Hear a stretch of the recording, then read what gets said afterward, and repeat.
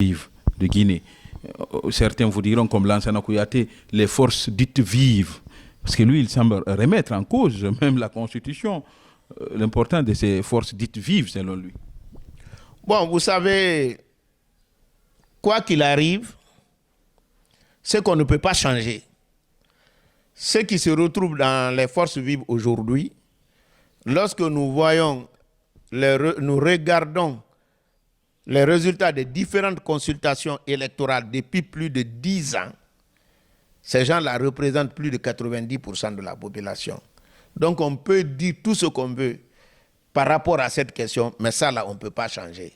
Kouyaté lui-même, quand il a été candidat, il n'a pas eu 1%. Il peut se permettre de dire tout ça aujourd'hui. Mais l'essentiel est que les résultats des consultations électorales ont prouvé que ceux qui constituent les forces vives aujourd'hui représentent la quasi-totalité de la population guinéenne. Et là, lorsqu'on prend le résultat fourni par la CENI et lorsqu'on prend le résultat fourni par l'opposition, les deux résultats ont prouvé que les deux représentent 90%. Si vous voulez, après cette émission, tout de suite, allez consulter le résultat fourni par l'opposition après l'élection présidentielle de 2020. La seule différence que j'ai vue, c'était le résultat de l'UFDG par rapport au résultat du RPG. Mais tout ce que les autres candidats ont obtenu, ça a été le même résultat, et pour la CENI et pour l'opposition. Ce qui prouve, pour ma part, que cette CENI-là travaillait bien sur les résultats. Mais sauf que ce n'est pas Lansana Kouyaté seulement qui le pense, même Baouri, Fayami Limono, il estime que le compteur est remis à zéro, parlant de la représentativité du poids des partis politiques. Il pense qu'un parti est égal à un parti, avec la transition, tout est mis, le compteur à zéro. Oui, mais vous savez, lorsqu'on doit... Mais eux, ils ont jugé... Ils ont utilisé quels critères pour dire qu'ils ne représentent pas les forces vives? Il faut toujours définir un certain nombre de critères. Puisqu'aujourd'hui, il n'y a pas de critères sur lesquels on va dire tel est représentatif, tel n'est pas représentatif. Le critère le plus cohérent aujourd'hui, le plus réaliste, c'est le résultat obtenu.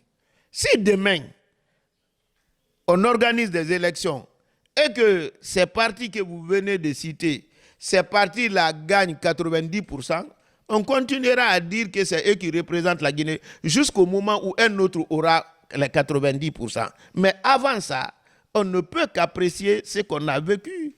Parce que là, on a vécu ensemble ici et les résultats sont accessibles par tout le monde.